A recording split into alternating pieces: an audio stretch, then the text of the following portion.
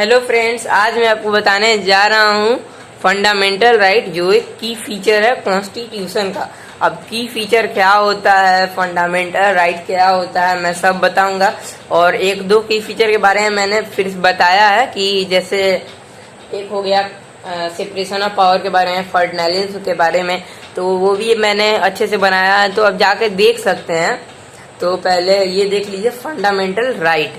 Fundamental right पहले समझते हैं की फीचर क्या होता है। की फीचर मतलब एक फीचर कॉन्स्टिट्यूशन का। की फीचर ऑफ कॉन्स्टिट्यूशन मतलब एक की फीचर होता है जो मतलब कॉन्स्टिट्यूशन का एक फीचर है, मतलब अच्छा फीचर है, जो मतलब नहीं होता है, मतलब कोई जैसे बहुत सारे इंसान होते हैं, बहुत सारे इंसान होते हैं, लेकिन कोई कोई होते हैं जिन्हें सब पूरा इंडिया ही जानता है। जैसे हो गए प्रधानमंत्री, हो गए प्रेसिडेंट, हो गए, तो वो एक मतलब वो एक मेन है। तो वैसे ही इसमें फंडामेंटल राइट मेन है। कोई कोई मेन है तो वो मैं बता रहा हूँ, बुक में भी है। तो फंडामेंटल राइट, और जिसको फंडामेंटल राइट के बारे में चाहिए तो देख सकते हैं। तो फंडामेंटल राइट क्या होता है, की फीचर मतलब एक फीचर। फंडामेंटल राइट क्या होता है, फंडामेंटल राइट मतलब एक पीपल का मतलब जो पब्लिक का एक राइट होता है। राइट क्या होता है, पब्लिक का मतलब एक जो होता है, जैसे पब्लिक का अधिकार। अब अधिकार जो होता है, जैसे यहाँ पे देख सकते हैं, यहाँ पे राइट लिखा हुआ है। जैसे यहाँ पे सारे चीज है, यहाँ पे आप पढ़ेंगे तो आपको सारा समझ में आ जाएगा फंडामेंटल राइट के बारे में। तो मतलब फंडामेंटल राइट मतलब आप ऐसे बोल सकते हैं, those whose the people right are called fundamental right। Simple है, the people right are called fundamental right। ठीक है, तो बहुत सिंपल है। 6 फंडामेंटल राइट मैं बताऊंगा इस बार। तो 6 फंडामेंटल राइट मतलब दिया हुआ है मैंने। तो राइट टू इक्वालिटी, जो पीपुल का राइट होता है उसे फंडामेंटल राइट कहते हैं। यहाँ पे पहले आप देख लीजिएगा तो पूरा समझ में आ जाएगा। Right to equality, all person are equal, सारे पीपुल इक्वल हैं, है ना। तो सारे पीपुल इक्वल है, तो ये फंडामेंटल राइट में आ गया। राइट इक्वालिटी में आ गया, every person have access to all public places, सारे पर्सन को सारे पब्लिक प्लेसेस, सारे जगह जाने का अनुमति है। सारे जगह वो जा सकते हैं, कहीं भी नहीं है कि आप बड़े जगह के लोग पे नहीं जा सकते हैं, हॉस्पिटल में नहीं जा सकते, क्लिनिक में नहीं जा सकते हैं, सारे जगह आप जा सकते हैं। अनटचेबिलिटी हैज अबॉलिश्ड, मतलब छुआछूत नहीं होगा, छुआछूत भी नहीं होगा। ये भी एक राइट टू इक्वालिटी है। राइट टू फ्रीडम क्या होता है, इक्वालिटी मतलब अब सारे पर्सन को इक्वल माना जाएगा। जहां जहां आप एक सिंपल समझ लीजिए, सारे पर्सन को इक्वल माना जाएगा। जहां जहां पर्सन जाएंगे, जहां जहां जो पर्सन को अधिकार है जाने का, वहां वहां वो पर्सन जाएंगे। इक्वालिटी होगा मतलब इक्वल सारे किसी को माना जाएगा। ये आप समझ लीजिए राइट टू इक्वालिटी। कोई पूछे तो ऐसे ही बोलिएगा, the right to equality is equality between people, between all types of people। एक सिंपल मैं डिफरेंशन दे दिया हूँ।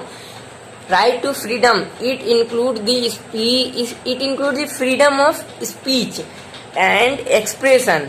ये इंक्लूड करता है फ्रीडम ऑफ स्पीच, मतलब कोई भी पर्सन स्पीच दे सकता है, एक्सप्रेशन भी दे सकता है। मतलब कोई भी पर्सन, यहाँ पे भी है, कोई भी पर्सन स्पीच दे सकता है। जैसे स्पीच मतलब कहीं भी जा सकता है, कहीं भी खड़ा हो सकता है। एमएलए हो गया, वो हो गया, तो मतलब वो सब स्पीच में ही है, मतलब छोटा मतलब बोला जाता है। वो कहीं भी उठ सकता है, कोई भी एक्सप्रेशन दे सकता है, कोई भी सुझाव दे सकता है, उसको कोई भी दबदबा नहीं किया जाएगा। राइट टू मूव फ्रीली, कहीं भी घूम सकता है। Right to practice any occupation, कहीं भी कोई भी ऑक्यूपेशन कर सकता है। जैसे हो गया आपका ये कि डॉक्टर भी वो कर सकता है, आईएएस भी कर सकता है, सारे कास्ट के पीपल सारे ऑक्यूपेशन कर सकते हैं। तो राइट टू फ्रीडम मतलब ये होता है। राइट टू फ्रीडम का एक मैं वो मतलब एक और ओवरव्यू दे देता हूँ कि मतलब किसी भी पर, जैसे अंग्रेज थे तो वो तो हमारे देश पे कब्जा कर चुके थे। तो इसको भी हम बोलेंगे कि आपके शरीर पे, आपके पे कोई कब्जा नहीं करेगा। आप अपने मन से चलेंगे, तो उसको कहते हैं राइट टू फ्रीडम। आप जो चाहे वो कर सकते हैं। अब ऐसा नहीं कि किसी को मार दीजिएगा तो आप जेल नहीं जाइएगा। जो मतलब होता है, जैसे ऑक्यूपेशन हो गया, वो सब आप कर सकते हैं। तो मतलब right to freedom means the freedom are given to any types of people. एक सिंपल ओवरव्यू आप समझ सकते हैं। Right against exploitation, under 14 year of age any children does not prohibit human trafficking और फोर्स्ड लेबर। अब क्या होता है ह्यूमन ट्रैफिकिंग, फोर्स्ड लेबर, अब क्या होता है, पहले एक्सप्लॉयटेशन क्या होता है, तो अंडर 14 ईयर एज, 14 ईयर के एज के अंदर जब बच्चा अगर 14 ईयर का एज नहीं मतलब एडजस्ट मतलब 14 ईयर नहीं हो जाता है, तब चिल्ड्रेन को, तब वो बच्चे को मतलब अगर कोई भी अगर गुलाम नहीं बनाएगा, जैसे मतलब नहीं होता है कि कोई भी काम नहीं करवाएगा, जैसे ह्यूमन लेबर जैसे हो गया, फैक्ट्री में कोई काम नहीं कर सकता है 14 साल से पहले, 14 साल के बाद अगर काम कर सकता है, लेकिन 14 साल से पहले काम नहीं कर सकता। ये एक आर्टिकल 21 के खिलाफ है। मैं इसके बारे में बताऊंगा 21 के बारे में, तो बाद में मैं बताऊंगा।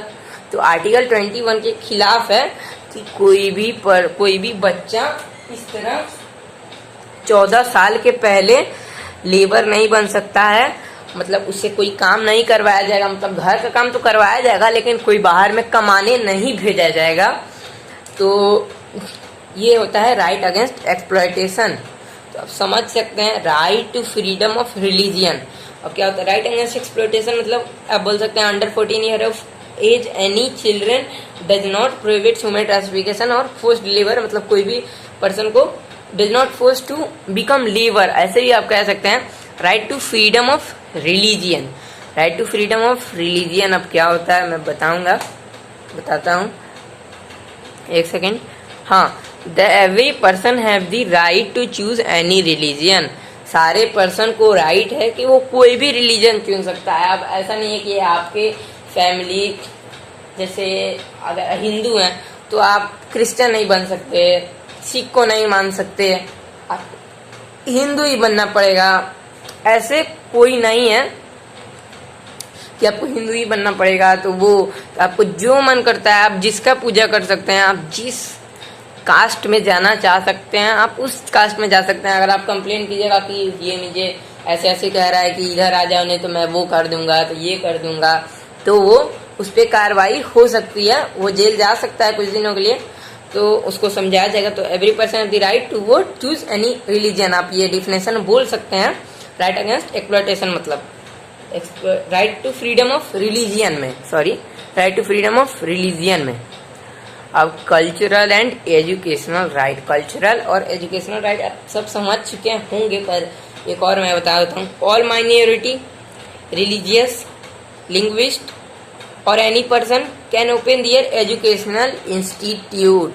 सारे माइनॉरिटी, सारे रिलीजियन, सारे टाइप ऑफ माइनॉरिटी, सारे टाइप ऑफ रिलीजियन। माइनॉरिटी मतलब क्या होता है, जिसका संख्या हमारे इंडिया में कम है, जैसे मुस्लिम कम है, सिख कम है, क्रिश्चियन कम है, और हिंदू ज़्यादा है क्योंकि हिंदू पहले से ही थे, बहुत ज़्यादा थे हिंदू, तो हिंदू ज़्यादा है, तो वो मुस्लिम हो गए, सिख हो गए, क्रिश्चियन हो गए, वो एक माइनॉरिटी हो गए।